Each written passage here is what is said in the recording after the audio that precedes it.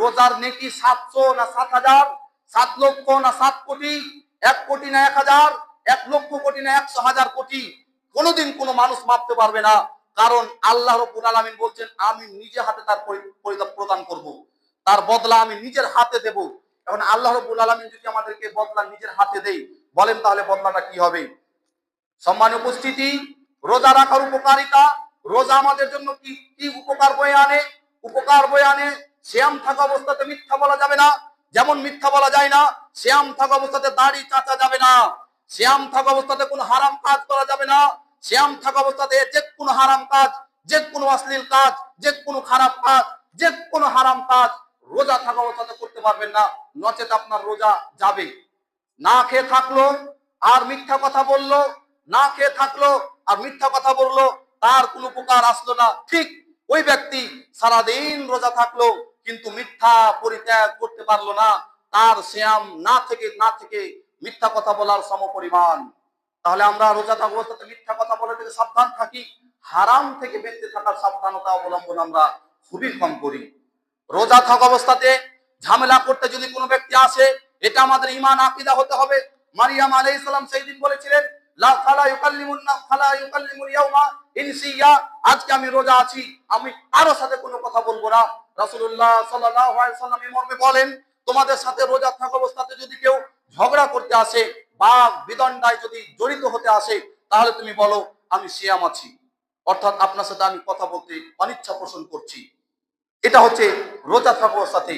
রোজা থাকা অবস্থাতে ঝামেলা হবে মানে, রোজা থাকা অবস্থাতে গীবত করবেন মানে, রোজা থাকা অবস্থাতে চগলখড়ি করবেন মানে, রোজা থাকা অবস্থাতে নামাজ পড়বেন না মানে, রোজা থাকে নামাজ পড়ে না, রোজা থাকে চগলখড়ি করে, রোজা থাকে আর তারা হারাম কাজ করে, ঠিক ওদের মতো যারা নিচের দিকটা অর্থাৎ সতর লজ্জাস্থান ঢাকেনি, মাথায় পাগড়ি বেঁধে নামাজ পড়তে আসলো, মাথায় পাগড়ি বেঁধে নামাজ পড়তে আসলো এই উদ্দেশ্যে যে 70 গুণ বেশি নাকি পাওয়া যাবে। কিন্তু তাকে যদি বলা হয় আপনার যে পাছায় কাপড় নেই, সামনে কাপড় নেই, এবার আপনি কি করবেন? বলেন নিচে কাপড় আছে না আছে দেখার দরকার নেই, পাগড়ি থাকলে সব করলে কি? বলেন এই মানুষটাকে আপনি ভালো বলবেন না পাগল বলবেন?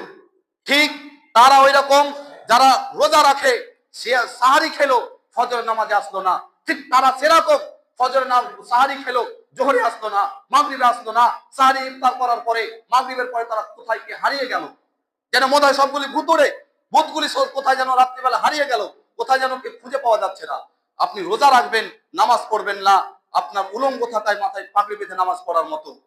রাসূলুল্লাহ সাল্লাল্লাহু আলাইহি ওয়াসাল্লাম বলেন, মান সামা ইয়াওমান ফি সাবিলিল্লাহি আযজা ওয়া জাল আল্লাহু মিনহু জাহান্নাম মাসিরাতা মিয়াতা আমিন।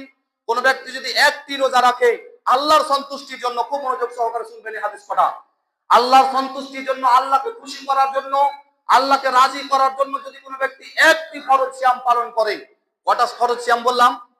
একটা যদি ফরজ সিয়াম পালন করে, একটা যদি ফরজ রোজা রাখে, তাহলে আল্লাহ রাসূল সাল্লাল্লাহু আলাইহি ওয়াসাল্লাম বলছেন যে বা'দাল্লাহু মিনহু জাহান্নাম মাসিরাতা মিয়াতা আমিন, তার থেকে জাহান্নামকে 1000-এর পথ ব্যবধান পার্থক্য করে দিবেন। সুবহানাল্লাহি ওয়া বিহামদিহি। 1000-এর পথ আর জাহান্নাম, আর তার মাঝে জাহান্নাম আর বান্দার মাঝে কোন বান্দা? যে রোজা রেখেছে। কটি? একটি। তাকে সন্তুষ্ট করার জন্য, আল্লাহ সন্তুষ্টির জন্য একটি যদি রোজা রাখে, তাহলে সেই বান্দা আর জাহান্নামের মাঝে 1000-এর পথের ব্যবধান। সুবহানাল্লাহ। 1000 পথটা কি দিয়ে আপনি বুঝবেন বলেন এবার? কি দিয়ে বুঝবেন? পৃথিবী থেকে প্রথম আসমান যেতে মানুষকে লাগবে 500 বছর, কাটি যাবেন এবার আপনি ভাববেন তাহলে রকেটে, পৃথিবীতে এখন সব থেকে দ্রুতগামী যান, সব থেকে দ্রুতগামী রকেট যে তৈরি করেছে, আর ভবিষ্যতে এর থেকে যদি দ্রুতগামী রকেট তৈরি হয়, পৃথিবীর যে কোনো সবচেয়ে দ্রুতগামী যে যানবাহন, সেই যানবাহনে বা সেই যানে আসমান যেতে 500 বছর লাগবে। বলেন তাহলে পৃথিবী জাহান্নাম থেকে একজন রোজাদারের দূরত্ব কত বছর বললাম? 1000 বছরের। তার মানে আপনাকে সহজ ভাষায় বুঝাই, যারা 1 মাস 30টা রোজা, 1 মাস 29টা রোজা, 5 ওয়াক্তের সালাত, মিথ্যা ছেড়ে, পরনিন্দা ছেড়ে, চুগলখড়ি ছেড়ে, দান খায়রাত সাথে নিয়ে যারা রোজা রাখবে, তারা জাহান্নামে যাবে না। এই কথাই আল্লাহ সুবহানাহু বুঝাতে চাচ্ছেন। তারা কোথায় যাবে না? জাহান্নামে যাবে না। হাদিস নাম্বার 2, রাসূলুল্লাহ সাল্লাল্লাহু আলাইহি ওয়াসাল্লাম বলছেন, মান সামা ইয়াওমান ফি সাবিলিল্লাহি জাআলাল্লাহু বাইনাহু ওয়া বাইনান নার খারদাকান কামা বাইনাস সামাই ওয়াল আরদ। কোন ব্যক্তি যদি